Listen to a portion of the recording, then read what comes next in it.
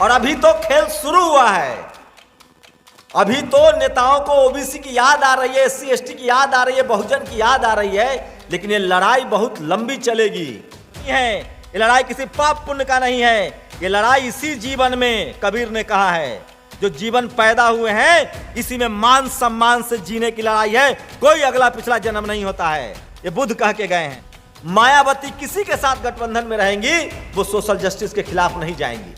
लालू यादव किसी के साथ गठबंधन में रहेगा, अपनी सरकार रहेगी, वो सोशल जस्टिस के साथ। नारायण शास्त्री, इस देश में आज जो बीजेपी राजनीति कर रही है वो मान्यवर साहब का फॉर्मूला था। और सोचिए, हमारा डर मानसिक है। अरे 100 में 90 हम हैं, हम क्यों डरेंगे? हमने किसी का कर्जा खा रखा है? हम इस देश को बनाए हैं, सड़कें हम बनाते हैं, नदी रहा है। अब जिम्मेदारी किसान, कमेरा और ओबीसी के लोगों की है। आप कहां हैं? आप खेल से बाहर हैं, और खेल से बाहर करने वाला कौन है? एससी एसटी नहीं है, यही मनुवादी लोग हैं। आप 2 लाइन संवैधानिक दायरे में रहकर लिखना शुरू कर दीजिए, मनुवादियों की चूल्हे हिल जाएंगी। आप लोगों को लग रहा होगा कि यहाँ बहुत कम लोग हैं, लेकिन आप गलत फहमी में है। सोचिए, कबीर साहब अकेले लड़ रहे थे, पेरियार साहब अकेले लड़ रहे थे, ज्योतिबा फुले अकेले थे, और उस समय कितनी विकट स्थिति थी।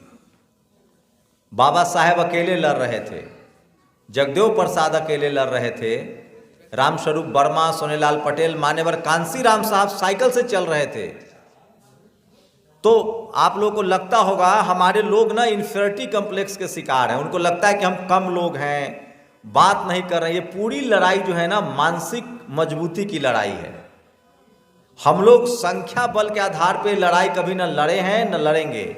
ये लड़ाई मानसिक लड़ाई है, और इसलिए संख्या नहीं, मानसिक रूप से मजबूत होना होगा। तो अगर आप में से किसी को लग रहा है कि ये मुट्ठी भर लोग हैं, तो आप गलतफहमी में हैं। यहाँ कम से कम पूरा भारत और पूरी दुनिया का बहुजन समाज है। पूछिए कैसे? मैं झूठ नहीं बोल रहा हूं। इस समय जहां हम अभी बात कर रहे हैं, ये पूरी दुनिया में और पूरे भारत का बहुजन समाज देखेगा, क्योंकि ठीक सोशल मीडिया नहीं आने से पहले जंगल में मोर नाचा किसने देखा?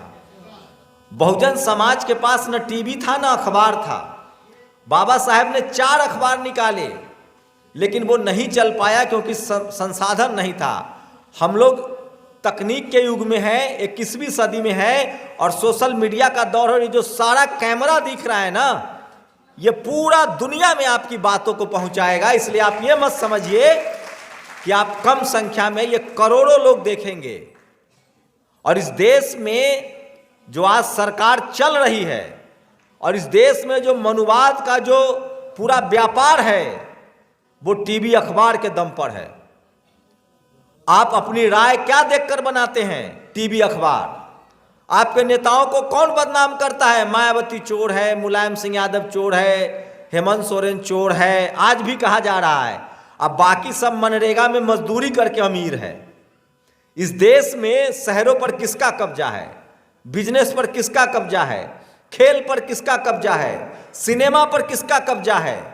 इस देश में सारी बड़ी बड़ी बिल्डिंगें किसकी है? एक भी एससी एसटी ओबीसी और किसान समाज का। मैं तो कह रहा हूं, जाट पटेल गुर्जर मराठा इक्का दुक्का कहीं होगा तो होगा। इस देश में सबका जो कब्जा है उसकी जांच होनी चाहिए कि क्या वो ईमानदारी से है।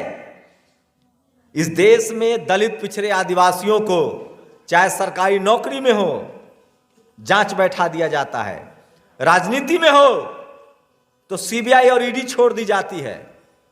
कांग्रेस के जमाने में जाति देखकर छोड़ा जाता था, बीजेपी में जाति और पार्टी दोनों देखकर छोड़ा जा रहा है। तो मैं कहना यह चाह रहा हूं कि आप लोगों को, अब तक आप सिनेमा देखते हैं, टीवी देखते हैं, अखबार देखते हैं, उसी से लगता है कि ये सही है ये गलत है। तो बहुजन समाज के पास अब सोशल मीडिया है, और आज बहुजन समाज सबसे ज्यादा एकजुट हुआ है और भविष्य में और एकजुट होगा। तो संख्या के लेकर बहुत घबराने की जरूरत नहीं है।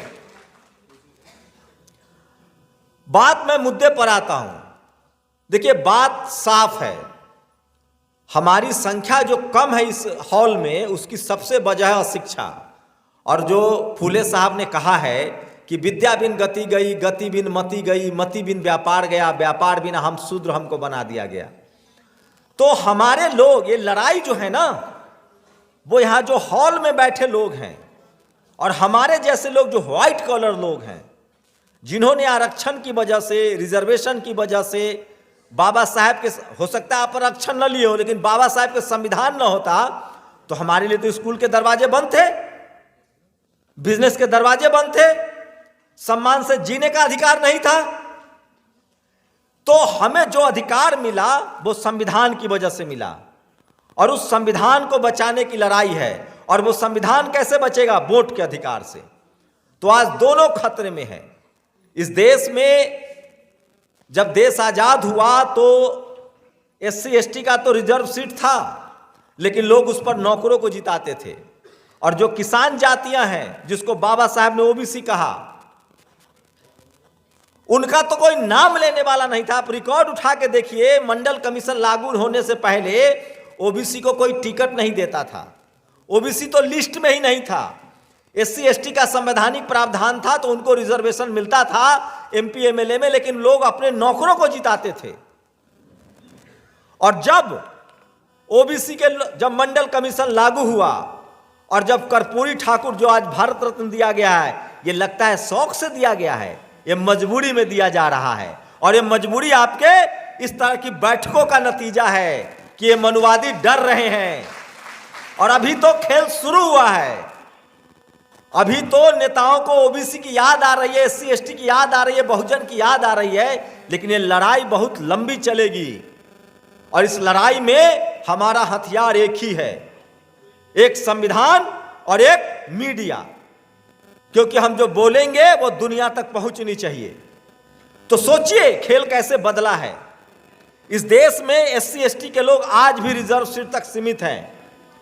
60 से 65% ओबीसी का कोई नाम लेने वाला नहीं था, और सारे के सारे सीटों पर सवर्ण समाज के लोग संसद और एमएलए एमपी बनते थे। और आईएएस पीसीएस तो बनते ही थे, क्योंकि हम लोग पढ़े लिखे ही नहीं थे, पढ़ने लिखने ही नहीं दिया गया था। मंडल कमीशन लागू होने के बाद इस देश में ओबीसी का पहला आईएएस बनता है। और शुक्रिया रामविलास पासवान जी, शुक्रिया बीपी सिंह जी, शरद यादव जो नहीं है उनका भी शुक्रिया, जिन्होंने हमारे लिए काम किया उन सबका शुक्रिया करना चाहिए। हम एहसान फरामोश लोग नहीं हैं। 90 के दशक के बाद ओबीसी जब जगने लगा, तब इस मनुवादी मीडिया ने, जो टीवी अखबार है, उसने पता है क्या नया शगुफा छोड़ा कि राजनीति का अपराधीकरण हो रहा है। यह झूठ था। लालू यादव अपराधी नहीं थे, कर्पूरी ठाकुर अपराधी नहीं थे, मान्यवर कांसीराम अपराधी नहीं थे, रामस्वरूप वर्मा अपराधी नहीं थे, सोनेलाल पटेल अपराधी नहीं थे, करुणानिधि अपराधी नहीं थे। जब दलित और पिछड़ा आदिवासी आने लगा राजनीति में, तो इन झूठे मक्कारों ने खबर चलाई कि राजनीति का अपराधीकरण हो रहा है, जबकि राजनीति में बहुजन आ रहे थे और राजनीति का पैसाकरण हुआ। आज बीजेपी, कांग्रेस या सवर्णों की जितनी पार्टियां हैं, चाहे ममता बनर्जी हो, नवीन पटनायक हो, ये पैसे वाले की पार्टी है, जनाधार वाली पार्टी, वोट वाली पार्टी तो Sapa, Baspa, RJD, JDU, JMM है। ये पार्टियों के पास जनाधार है, क्योंकि बिहार के जनगणना को ही अगर हम मान ले तो 90% आबादी इस देश में दलित, पिछड़े, आदिवासी, किसानों की है। तो पार्टी तो ये बड़ी हुई ना, वो पार्टी पैसे वाले की पार्टी है। लेकिन मीडिया क्या बेईमानी करता है। मैं मीडिया का छात्र हूं तो मीडिया से जोड़ के बता रहा हूं कि खेल कैसे किया गया है, और ताकि ये सारी बातें आप लोग देश को बताइए। मीडिया ने क्या खबर फैला दिया, कांसीराम साहब दलित नेता और अटल बिहारी वाजपेयी राष्ट्रीय नेता, सोनेलाल पटेल पिछड़ों के नेता और मुरली मनोहर जोशी राष्ट्रीय नेता। और ये कैसे हो गया भाई? तो आपको जाति बनाई ही गई थी शोषण करने के लिए, हमारे नेताओं को भी जातियों में बांट दिया। और आज भी हमारी विडंबना है कि हम अपने जाति का नेता देख रहे हैं, जबकि बाबा साहब ने कहा था तुम एससी एसटी ओबीसी हो, जातियों का समूह हो। हमें आज भी ये जाति में तोड़कर हर जाति का एक नेता खड़ा कर रहा है, और हम अपने जाति के नाम पर वोट दे रहे हैं। और उसमें भी ये लोग क्या कर रहा है, मान्यवर कांसीराम साहब और मुलायम सिंह यादव को लड़ाया गया, और इन दोनों को फिर बाद में फेंक दिया गया। और आज वहां सत्ता किसकी आपको पता है। बिहार में लालू यादव और रामविलास पासवान को लड़ाया गया और उसके बाद नीतीश जी आए बीजेपी के साथ। अब उस नीतीश जी को भी नहीं छोड़ेंगे ये लोग। लेकिन मनुवादी मीडिया को देखिए, नीतीश जी तो 2 बार आरजेडी में भी आए और 2 बार 3 बार बीजेपी में भी गए। सारा गाली नीतीश कुमार को, बीजेपी को नहीं। टीवी अखबार वाला, हम सब नीतीश से नाराज है, लेकिन गाली किसको पड़ रही है? पिछड़ा को। अरे बीजेपी ने मिलाया तभी तो गए। तो ये खेल समझिए कि किसी कीमत पर गठबंधन कर ले। इस देश में 2014 के बाद जब बीजेपी की सरकार आई है तो आप लोगों को पता है कितने कांग्रेसी अपर जनरल कैटेगरी के नेता बीजेपी में चले गए? जानते हैं आप लोग? किसी को मीडिया ने गाली दिया? उनका जाना क्या है? सपा से नहीं गए, बसपा से नहीं गए, कांग्रेस से नहीं गए। और नीतीश कुमार ने जो पाला बदला है उसमें भी जो सवर्ण नेता है उन्होंने उनको चढ़ाया। क्यों चढ़ाया? क्योंकि ऐतिहासिक काम हो रहा था, जाति जनगणना हो रही थी, 65% रिजर्वेशन हो गया था। तो सब पार्टी के जनरल कैटेगरी के नेताओं ने मिलकर कहा कि इस गठबंधन को तो तोड़ना होगा भाई, नहीं तो 2024 में राजनीति पलट देगा। जाति जनगणना मुद्दा बन रहा था, दलित पिछड़ों का मुद्दा बन रहा था, और इसमें राहुल गांधी का भी दोष है। तो सवाल यह है कि इस देश में सारा चोर, अपराधी, क्रिमिनल सब दलित, पिछड़ा, आदिवासी है। किसकी नजरों में? मीडिया की नजरों में। इसलिए आप लोग टीवी अखबार का बायकॉट कीजिए, वो आपके हितों के खिलाफ है और वो आपके खिलाफ हमेशा बोलेगा। आप मुख्यमंत्री बन जाइए, प्रधानमंत्री बन जाइए, तो भी वो आपके खिलाफ है। आप राष्ट्रपति बन जाइए तो भी वो आपके खिलाफ है। कहने का मतलब ये है कि जिसने गाय पाला है दूध वही खाएगा। तो बहुजन समाज को टीवी अखबार देखना बंद कर देना चाहिए। अब सवाल है कि कौन कह रहा था कि राजनीति में अपराधीकरण हुआ है? यही टीवी अखबार वाला। जबकि राजनीति में पैसाकरण हुआ। क्या गरीब चुनाव लड़ सकता है? क्या ये लाइन कभी आपने टीवी अखबार में सुना? ये तमाम सवर्ण पत्रकारों को कहते सुना कि राजनीति में पैसा का खेल हो गया है? आज दलित, पिछड़ा, आदिवासी पार्टी नहीं बना सकता है, चुनाव नहीं लड़ सकता है क्योंकि पैसा का खेल हो गया है।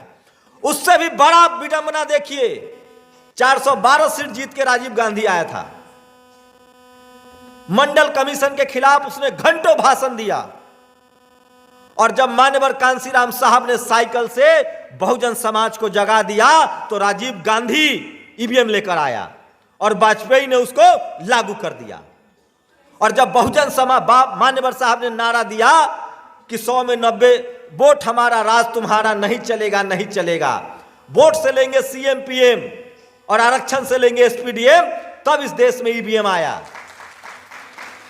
और सोचिए, कांग्रेस 1 की सरकार थी, ओबीसी को रिजर्वेशन अर्जुन सिंह ने दिया।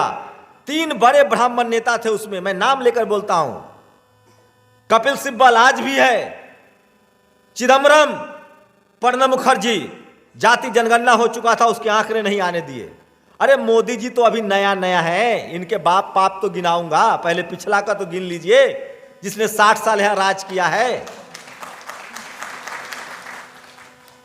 इस देश में ये सारे पाप कांग्रेस के हैं। वो जाति देखकर कार्रवाई करती थी। आज लालू यादव चुनाव नहीं लड़ सकते तो किसने बिल फाड़ा था? राहुल गांधी ने। ये गांव में ना एगो बाबा जी होता है, पंच, 2 दलित, पिछड़ा, आदिवासी लड़ेगा और दोनों भाई को फैसला के नाम पर जमीन बिकवा देगा। यही ये लोग हैं, कभी दलित कभी पिछड़ा। मैं फिर कह रहा हूं, बहुजन समाज को चुन चुन कर अपने समाज के लोगों को वोट, आपको जातिवादी अब बनना पड़ेगा। दलित, पिछड़े, आदिवासियों को किसी कीमत पर सवर्ण लीडरशिप को वोट नहीं करना चाहिए। मायावती किसी के साथ गठबंधन में रहेंगी, वो सोशल जस्टिस के खिलाफ नहीं जाएंगी। लालू यादव किसी के साथ गठबंधन में रहेगा, अपनी सरकार रहेगी, वो सोशल जस्टिस के साथ नहीं जाएगा।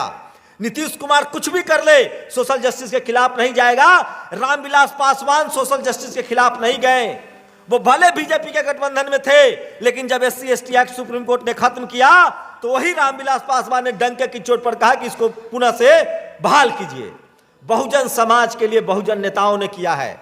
और एक और बात माननीय कांसीराम साहब ने कहा था, मैं नहीं कह रहा हूं, मैं उनको अपना राजनीतिक गुरु मानता हूं। इस देश में राजनीति के रसायन शास्त्री, इस देश में आज जो बीजेपी राजनीति कर रही है वो मान्यवर साहब का फॉर्मूला था। और सोचिए, मान्यवर साहब ने कहा है मजबूत सरकार नहीं चाहिए, मजबूर सरकार चाहिए, गठबंधन की सरकार चाहिए। और आज बहुजन समाज की ताकत का अंदाजा लगाइए और सोशल मीडिया का। अगर बीजेपी के कुछ मनुवादी यूजीसी में बैठे हुए हैं, सरकार बीजेपी के तो बीजेपी को कहूंगा, कुछ मनुवादी बैठे हुए यूजीसी में। यूजीसी के एक मनुवादी ने अभी कानून बनाने वाला था, नोटिफिकेशन लाने वाला था कि दलित पिछड़ा आदिवासी का सीट जो है वो डी रिजर्व कर दिया जाएगा। सोशल मीडिया पर खबर चली, जांच बैठ गई है, क्योंकि आपकी जागरूकता, सोशल मीडिया का कमाल है ये। अगर यही कपिल सिब्बल होता तो ये न जांच होता और न ये बदला जाता। कपिल सिब्बल के पाप गिनाऊं, यूपीएससी का पैटर्न बदल दिया, नीट का पैटर्न बदल दिया, और जो जो पाप है कांग्रेस के उसको बीजेपी आगे बढ़ा रहा है। क्यों? क्योंकि वो भी जिनकी पार्टी है, ये भी उनकी पार्टी है। तो बहुजन समाज के लोगों को, हम सब मेहनतकश लोग हैं, हमको ये काम करना है, अपना जीभ लंबा करना है, मुंह खोलना है। और हमारे जो पूर्वज थे चपर, सम्राट अशोक के राज में चपर ने सारे शिलालेख लिखे थे, इसलिए हिंदी पट्टी में एक कहावत है कि बहुत चपर चपर करता है। आपको चपर चपर करना है, बोलना है, खूब बोलना है, रोज बोलना है, बार बार बोलना है। और जो समाज बोलेगा नहीं, वो अपने कंधों पर लाश उठाएगा, अपना हक अधिकार चला जाएगा। हम सब डरे सहमे रहते हैं, हमारा डर मानसिक है। अरे 100 में 90 हम हैं, हम क्यों डरेंगे? हमने किसी का कर्जा खा रखा है? हम इस देश को बनाए हैं, सड़कें हम बनाते हैं, नदी नाला हम बनाते हैं, पेड़ हम लगाते हैं, अन्न हम उपजाते हैं, हम क्यों डरेंगे? हमने कोई चोरी की है? हमें बदनाम किया जाता है टीवी अखबार के दम पर। और जिस दिन बहुजन समाज के लोगों ने बोलना सीख लिया, आंख में आंख डालकर बोलना सीख लिया, उस दिन बहुजन समाज की किस्मत बदलेगी। और एक बात सोचिए, हम लोगों को सबको रोज बोलना है 3 बार 4 बार। हमें धर्म की राजनीति से न लेना है न देना है। हमारे लिए स्कूल, अस्पताल, हमारे लिए नौकरी, बिजनेस, शिक्षा, पॉलिसी जो बनाएगा हम उसको वोट करेंगे। हमारे लिए यह जरूरी है, हमारे बच्चों के लिए यह जरूरी है। बहुत विकट समय है, हम जितना जागरूक हो रहे थे, जितना एकजुट हो रहे थे, इसीलिए इन बेईमानों ने ईवीएम लाया। और ईवीएम हमारे हक अधिकार के खिलाफ है। ईवीएम के खिलाफ कल भी बड़ा आंदोलन है। बहुजन समाज के लोगों को आप लोग कहते हैं ना, नेता एकजुट हो, एकजुट हो।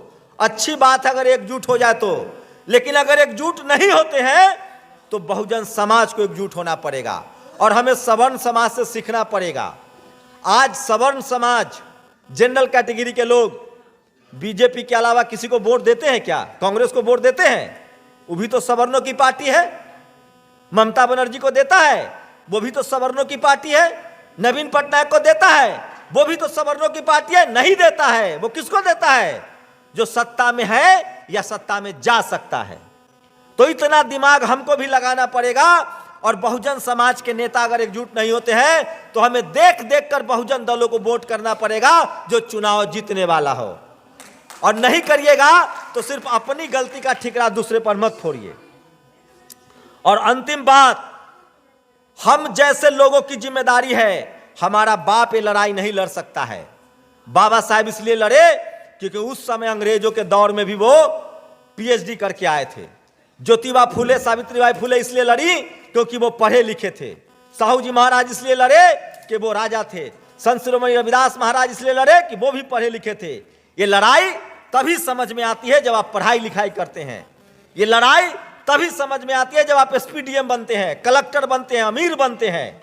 इस देश में बहुजनों को कोई मारना नहीं चाहता है, आपको मजदूर बनाए रखना चाहता है। आप ठेला चलाइए, रिक्शा चलाइए, सब्जी बेचिए, उनका नौकर बनिए तो आपको बाबू सोना कहेंगे, घर में खाना खिलाएंगे, कहेंगे हम तो अपने को आपको बहुत मानते हैं, आपको लंगर खिलाने से, खाना खिलाने से, दान देने से न्याय नहीं मिलता है। न्याय मिलता है अधिकार से, बराबरी का अधिकार, संवैधानिक अधिकार, नौकरी, बिजनेस, स्पोर्ट्स, सिनेमा, इन सब में अधिकार चाहिए।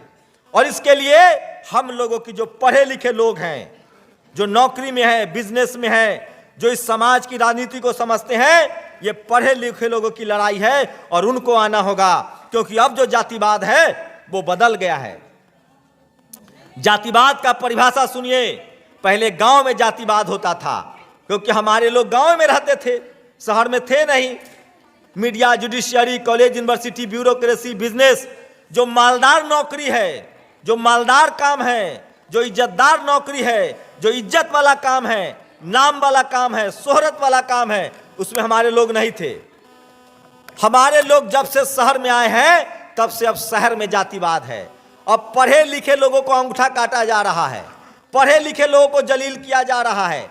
नौकरी में बहुजन समाज का आदमी है, कलेजा पर हाथ रख के कहे कि वो सम्मान से नौकरी कर रहा है, वो नौकरी पा लेता है आरक्षण से, लेकिन पूरी जिंदगी उसको जाति के नाम पर परेशान किया जाता है, जांच बैठा दी जाती है। और गांव में क्या हो रहा है, बड़ी विडंबना है। गांव में जो लोग जातिवाद कर रहा है वो बहुत ही बेवकूफ है, वो SC ST एक्ट में जेल भी जा रहा है। और जो गांव में जातिवाद कर रहा है उसके बच्चों के साथ शहरों में जातिवाद हो रहा है। ये बात बताना पड़ेगा किसान कम्युनिटी को, जाट समाज को, पटेल समाज को, मराठा समाज को, गुर्जर समाज को, कि तुम कितने जज हो, तुम कितने कलेक्टर हो, कितने IAS हो, कितने IPS हो, तुम मेहनत कश लोग हो, तुम भी शैक्षिक रूप से पिछड़े हुए हो, बात करनी पड़ेगी। आज शेड्यूल कास्ट की ताकत देखिए, वो संघर्ष कर रहे हैं, लड़ रहे हैं, तो उनके 3-3 जज सुप्रीम कोर्ट में हैं। आज सबको नतमस्तक होना पड़ रहा है, क्योंकि वो समाज जागरूक है, लड़ रहा है। अब जिम्मेदारी किसान, कमेरा और OBC के लोगों की है। आप कहाँ हैं? आप खेल से बाहर हैं, और खेल से बाहर करने वाला कौन है? SC ST नहीं है, यही मनुवादी लोग हैं। तो अब जो जातिवाद है वो शहरों में है, पढ़े लिखे लोगों को साथ है। इसलिए हम लोग की जिम्मेदारी है कि हम लोग किसी तरह से सिस्टम में आ गए हैं, तो हमें अपनी नस्लों के लिए लड़ना पड़ेगा। नहीं लड़ेंगे तो आप तो निकल गए गलती से, आपका बच्चा नहीं निकल पाएगा, क्योंकि जाति जाति नहीं है। इसलिए अगर किसी को लगता है ना कि हम नौकरी में आ गए, जाति छुपा लेंगे, बाबू भैया कह लेंगे, बड़का धागा बांध लेंगे, बड़का टिक्का कर लेंगे, मत्था 4 टाइम टेक लेंगे और बच जाएंगे, तो तुम बेवकूफ हो। अरे जाति बनाई ही इसलिए गई थी कि तुम लाचार, बेबस और मजदूर रहो, तुम माल भी कमाओगे और बच जाओगे। ऐसा नहीं होगा। इसलिए लड़ाई उन लोगों को लड़नी पड़ेगी जो संपन्न हुए हैं, जो सिस्टम में आए हैं, जिनका शहरीकरण हुआ है, जो CM PM बनना है या बनना चाहते हैं। आज किस पर शिकंजा है? हेमंत सोरेन पर ना। क्यों? क्योंकि वो CM है। आज किस पर शिकंजा है? लालू यादव पर ना। क्यों? क्योंकि उसने रोटी तवा का जो रोटी जल रहा था 30 साल से, बहुजनों की सत्ता है, चाहे किसी के गठबंधन में रहे। समझना पड़ेगा, जातिवाद बहुत महीन हो गया है। मूछ रखने पर, बकरी पालने पर, बेर तोड़ने पर ये वाला जातिवाद बेवकूफ लोग कर रहा है और वो जेल जा रहा है। अब जातिवाद शहरों में है, पावर सेंटर्स में है, मीडिया में, जुडिशियरी में, हाई कोर्ट, सुप्रीम कोर्ट में, कॉलेज, यूनिवर्सिटी में, बिजनेस में। अब जातिवाद स्पोर्ट्स में, सिनेमा में है। और इसका एक ही काट है कि इस देश के जो पढ़ा लिखा बहुजन समाज है, जितने लोग इस हॉल में बैठे हुए हैं, आपने अगर रोज आप रील्स देखते होंगे, नेशनल दस्तक भी देखते होंगे, एक गुजारिश है, बहुजन समाज के मुद्दे पर आप 2 लाइन संवैधानिक दायरे में रहकर लिखना शुरू कर दीजिए, मनुवादियों की चूल्हे हिल जाएंगी। ये लड़ाई कलम से लड़ी जाएगी, ये लड़ाई संविधान से लड़ी जाएगी, ये लड़ाई सोशल मीडिया से लड़ी जाएगी, तभी आप लड़ाई में फतह पाएंगे। और एक बात सुन लीजिए, बहुजन समाज में जन्म लिए हैं, किसान कमेरा वर्ग में हैं, दलित, पिछड़ा, आदिवासी, जाट, गुर्जर, पटेल, मराठा हैं, तो आपको कुछ भी मुफ्त में नहीं मिलने वाला है। क्योंकि आपकी जाति ही इसलिए बनाई गई थी कि आप सेवा करें, आप शुद्ध रहें और वो मलाई खाए। अगर आप भी मलाई में हिस्सेदारी चाहते हैं तो जीभ लंबा कीजिए, बोलना शुरू कीजिए। और एक लास्ट बात, जो बुद्ध के रास्ते पर चलेगा उसको मान सम्मान, इज्जत, धन और स्वास्थ्य भी मिलेगा। ये लड़ाई किसी मोक्ष की नहीं है, ये लड़ाई किसी जन्म सुधारने की नहीं है, ये लड़ाई किसी पाप पुण्य का नहीं है। ये लड़ाई इसी जीवन में, कबीर ने कहा है, जो जीवन पैदा हुए हैं इसी में मान सम्मान से जीने की लड़ाई है। कोई अगला पिछला जन्म नहीं होता है, ये बुद्ध कह के गए हैं। तो अगर मान सम्मान से जीना चाहते हैं तो धम्म का रास्ता, फूले पेरियार अंबेडकर का रास्ता अपनाइए। आप अमीर भी होंगे, सम्मान से जिएंगे और मनुवादी आपसे डरेंगे भी। कभी भी आप सोचेंगे ना कि इनकी जी हुजूरी करके, इनके आगे पीछे करके, इनकी हाँ में हाँ मिलाकर आप बच जाएंगे तो आप गफलत में हैं, क्योंकि जाति कभी जाति नहीं है। वो आपकी जाति से इसलिए नफरत करता है कि आप सिस्टम में कैसे आ गए। आप आज गरीब मजदूर लाचार बेबस हो जाइए, उनको आपसे कोई दिक्कत नहीं है। इसीलिए आज के समय में जो हमारा हथियार है वो वोट का हथियार है और सोशल मीडिया है। और आप लोगों ने, इतनी लोगों ने जिम्मेदारी ली और रोज 5 लोगों को समझाएंगे हमारी नैतिक जिम्मेदारी है, तब जाकर बहुजन समाज सत्ता में आएगा। और जो सत्ता में आएगा उसी का राज चलेगा, उसी का अधिकार बचेगा। जय भीम, जय संविधान, जय भारत।